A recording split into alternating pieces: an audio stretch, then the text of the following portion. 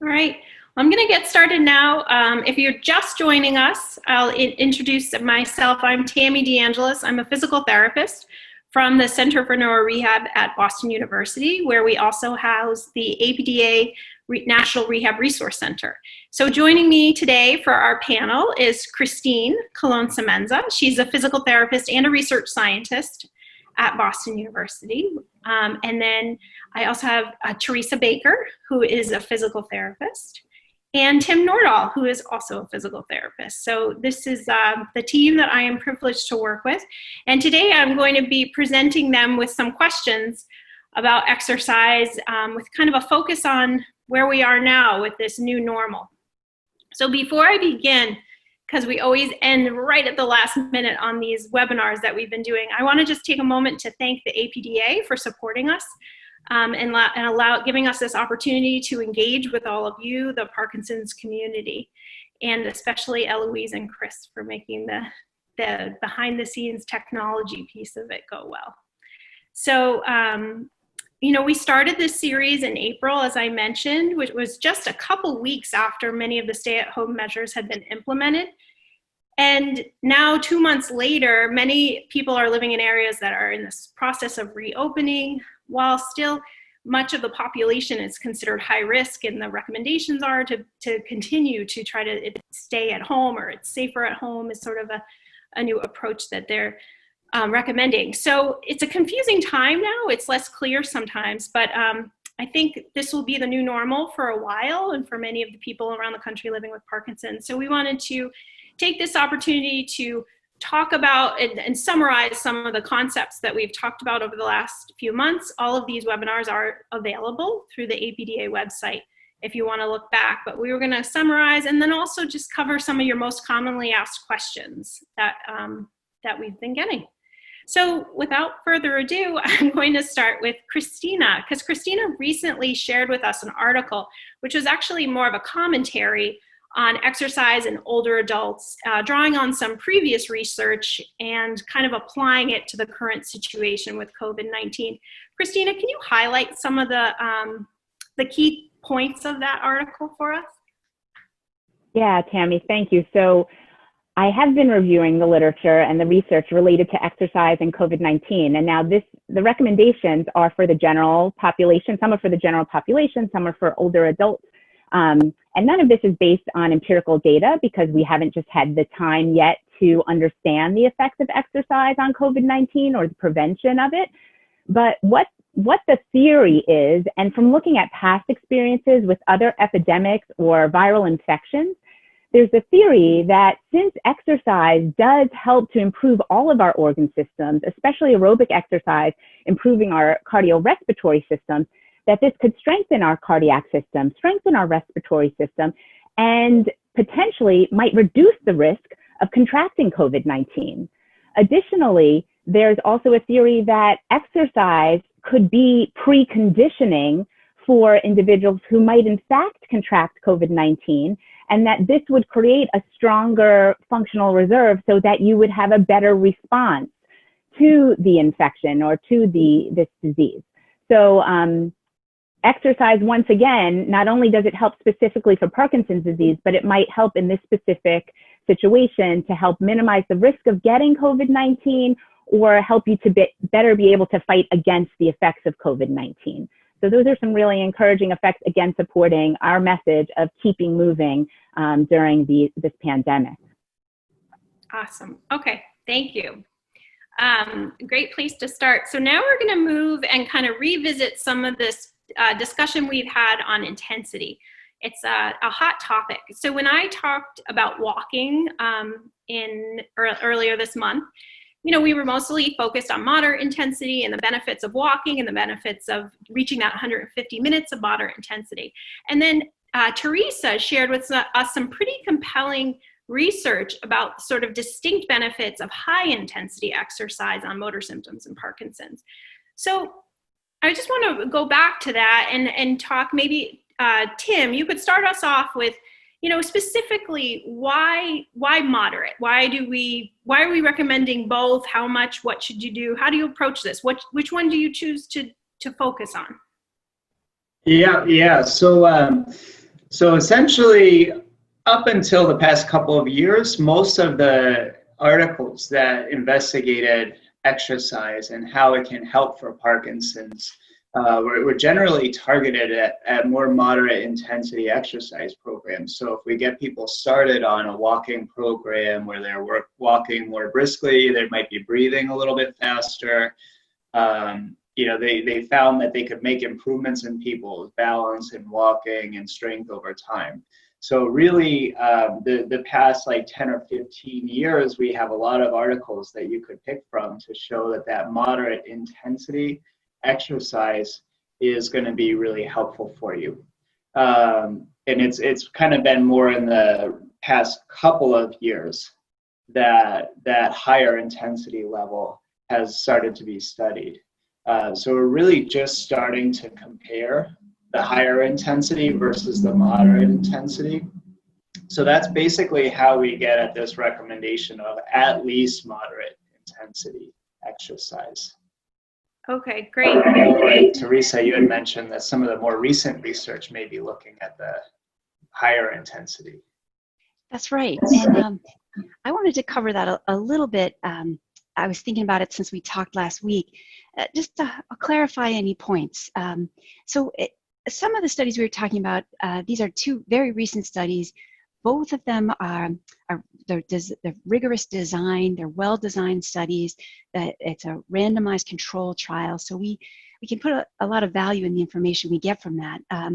And what the studies seem to indicate is that the higher intensity seems to be better at reduction of the motor or movement symptoms. And we're getting that information from the movement exam that's common in the neurologist's office. Some people may be familiar with the exam where you're trying to move as big and as fast as you can, different aspects of your arm, your leg, your walking movement. So the reduction of the motor symptoms, we hypothesize that this could be indicating a slower disease progression. And that's what the high intensity is supporting in terms of this hypothesis. Now, further studies are needed. And I do want to indicate the SPARKS trial that we were talking about last week. We were talking about the phase 2 results of that trial, where one of the major findings is they proved for the study participants who I do want to kind of reiterate were in the early stages of the disease and they were not taking dopamine replacement medication. But for those people, one of the study's conclusions was it was safe to recommend the higher intensity exercise for those people. We know that further studies are needed, and actually the SPARKS trial is going on to phase 3 of their study, and this is to be led by Dr. Daniel Korkos at Northwestern University, and that's hopeful to begin this year. So we are going to learn more and more information about this higher intensity. The other thing I wanted to indicate is with higher intensity exercise, there's always going to be a gradual approach leading up to getting comfortable and getting safe with that higher intensity. In the study, for example, it took people up to 8 weeks to be able to train at that higher intensity. And in the SPARKS trial, that was assessed at 80 to 85% of their maximum heart rate, which was monitored throughout their activity. So just as Tim said, we are learning more and more.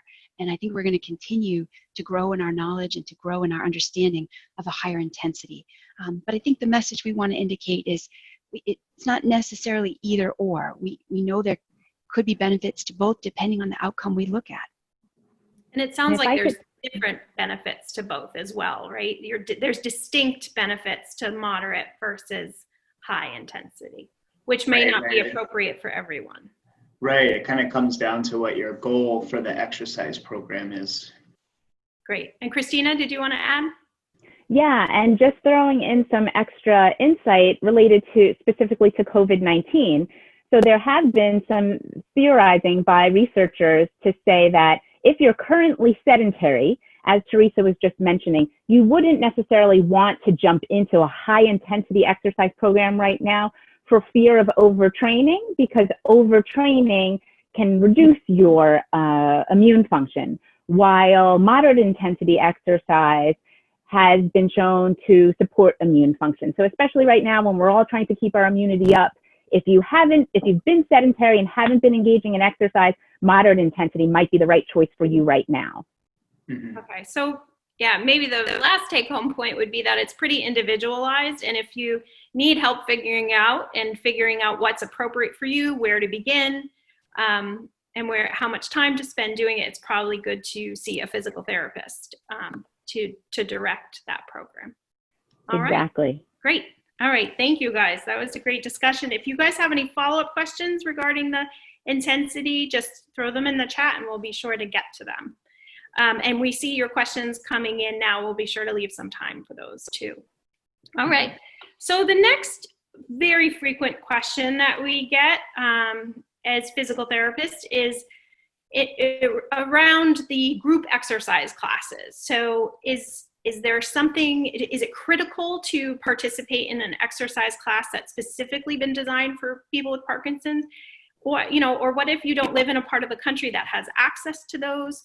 Or what if you've been doing something all along that isn't meant for Parkinson's that you enjoy and you find beneficial? Should you stop doing that and switch to something with Parkinson's? So Cristina, I'll start with you. What are some of the unique benefits or why do we often recommend Parkinson's disease specific exercise classes? Right. So something that is definitely unique to exercising in a group of people who have Parkinson's disease is the social support and camaraderie that comes with that group environment. However, that doesn't mean that you cannot garner benefits from exercising in a general exercise class. Another benefit of it being in a Parkinson's specific group is that that instructor would likely be targeting those exercises for the impairments that we know that are common in Parkinson's disease. So we know that certain muscle groups, for example, the muscles on the back of us, are overstretched. So likely a yoga instructor who is teaching a yoga class specifically for Parkinson's disease would know, well, I'm not going to overstretch those muscles that are already overstretched due to the disease process. And so it would be tailored specific to those needs. So that's one aspect of some of the positives and negatives of participating in a PD specific class or not. Okay, great. And then Tim, I have a question for you about boxing. So boxing has become very popular. A lot of our clients that we all work with are participating in boxing programs, and aside from finding it really fun, they find benefit from it. Is there something unique about boxing as a group exercise class? Right. Yeah, I think it's a great thing to bring up because we definitely hear this all the time. And like personally, I love a boxing workout, but I think there's not really one best exercise group for Parkinson's that you could always point to. One of the reasons that boxing happens to be so popular for Parkinson's is that in your traditional boxing workout, there are just a lot of components to it that happen to be really helpful for Parkinson's. So, you get a great cardiovascular workout, and it tends to be at a pretty high intensity. They also work in a lot of strengthening exercises for your leg extensors, your core, and a lot of these classes will also work in some flexibility exercises as well. The other thing that tends to be a little bit unique in this combination is that a lot of times they'll have activities to help with your balance and your coordination. So some of the punching combinations and some of the footwork drills that you'll have to do to keep up with the boxing workout will really bring in some of these other components as well. So it is a nice way of kind of combining all those different things.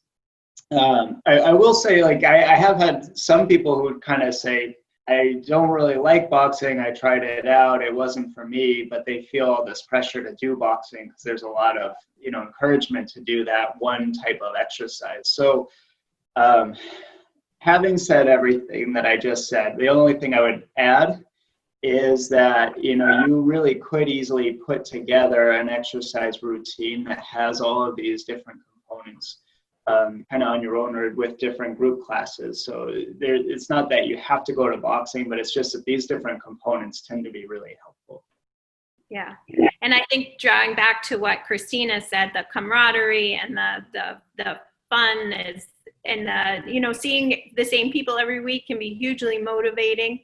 You know, sort of your exercise family, I've heard a lot of people talk about too. So that is important. So Teresa, my next question is for you. How do you find, if there aren't Parkinson's specific exercises classes near you, how could you kind of figure out if it was an appropriate, safe to participate, and or how could you find other either classes online or classes near you that are Parkinson's specific? Absolutely, yes. So one thing we recommend is always speaking to the instructor of whatever fitness class you're talking about, maybe explaining a little bit about what's going on with you, and kind of inquire about their general knowledge related to Parkinson's. APDA does have fitness training courses that some class leaders have taken and have a good understanding of Parkinson's.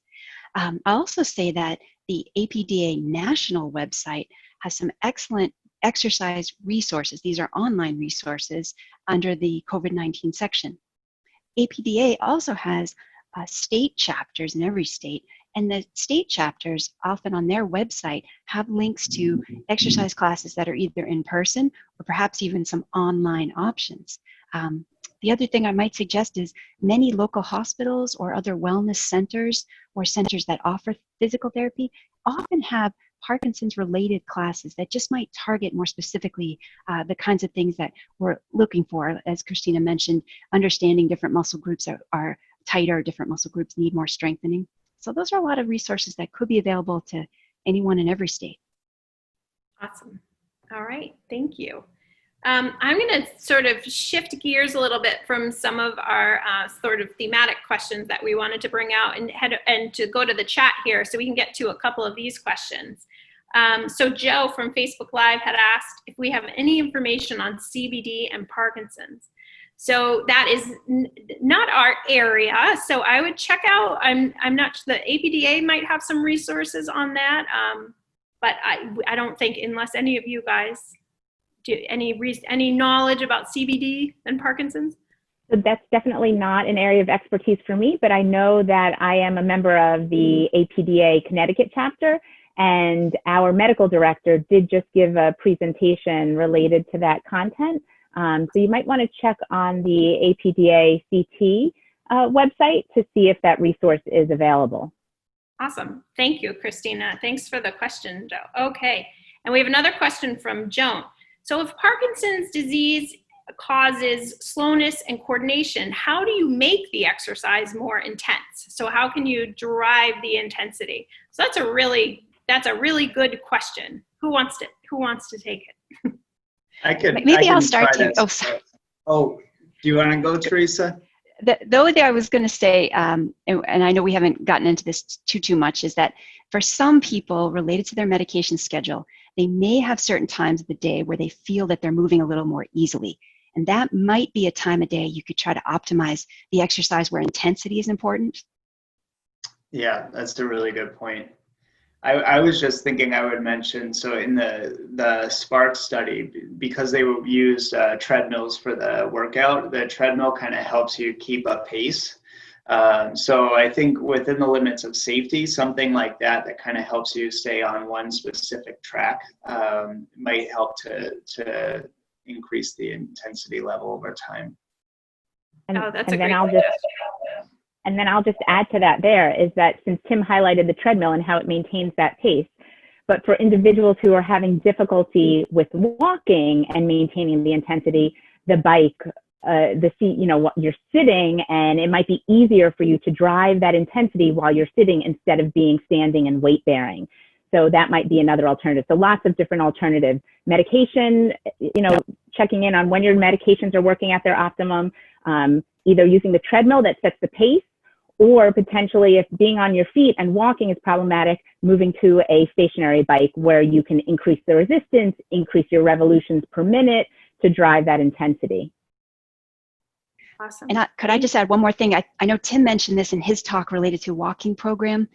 If it's possible, something along the lines of a metronome or even music, for some people, helps them feel that they can move a little more easily to the beat. It might be one strategy to help with intensity if that kind of thing works for someone. I'm glad you brought that up because I've had people do that both walking or on a bike even to help kind of keep one specific pace. So it could help in both of those cases. So I think the theme, Joan, is that you can find tricks to sort of drive a speed or intensity, so that natural slowness or that coordination problem that you're talking about, external things like music, an external rhythm, the speed on a treadmill can help drive to help you get that intensity. All right, thank you guys. So one other question, then we'll get back to, we have a last question for you guys, but a question from Bill came in, and he says, after walking, my legs are so weak that I have to sit down for a while. Is that normal? So Teresa, will you tackle that one? Yeah, and I know this is a very general style answer, so Bill, I'd also like to refer you to our exercise helpline if we could be more help in an individual way. It does make me just interested in terms of the walking program that you're doing. If it feels like it's hurting you and you need to sit down when you finish, I'm a little curious about safety, and could the program maybe be done in shorter intervals? Maybe your legs may feel better if you were maybe walking shorter interval, take a break, another interval.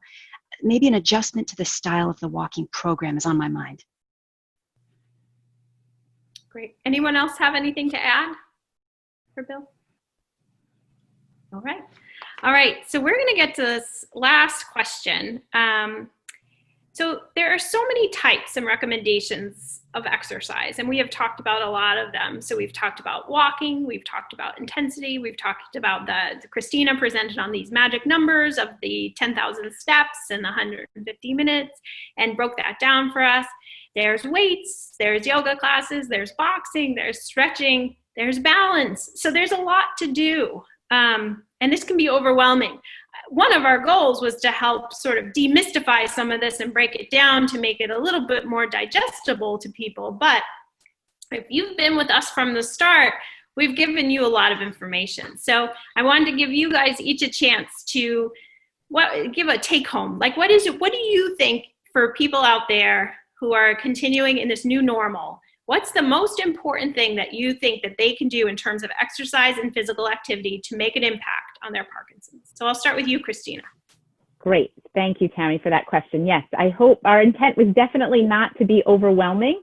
And so in order to maybe decrease that feeling of, wow, 150 minutes is so much, or moderate intensity, high intensity, that's so much, I would really recommend creating a schedule, as I had recommended in my presentation on how to stay motivated for exercise.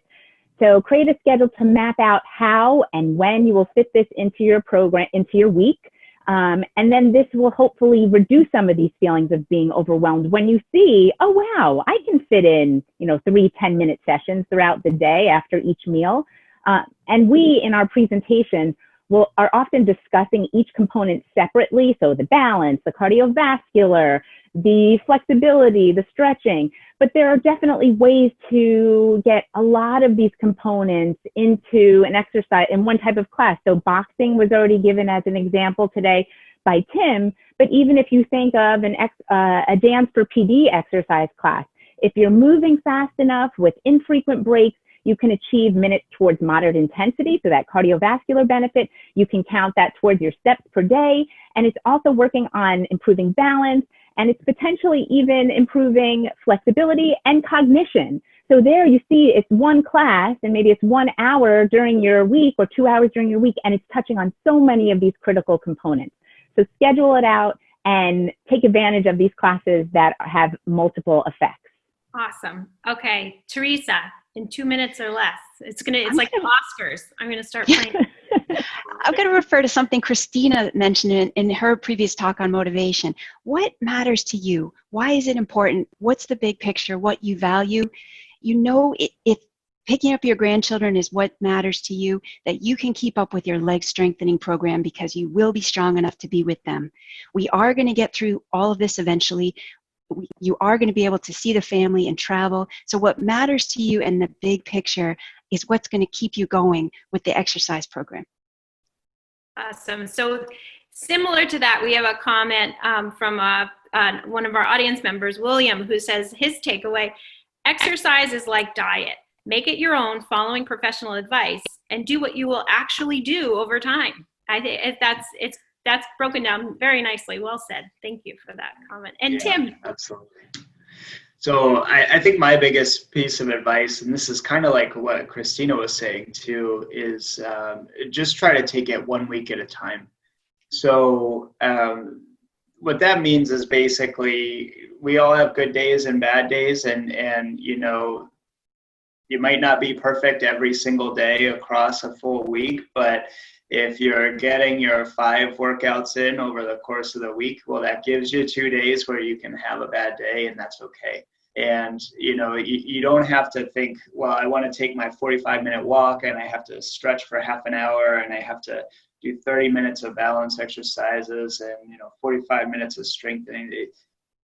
It's not supposed to all happen on that same day. So I think just kind of trying to divide and conquer a little bit and separating those out and letting yourself have good days and bad days is my biggest thing. But if you look at that whole week and you can think about all these different things that you did, you should be able to see all the positive work that you're doing. Awesome.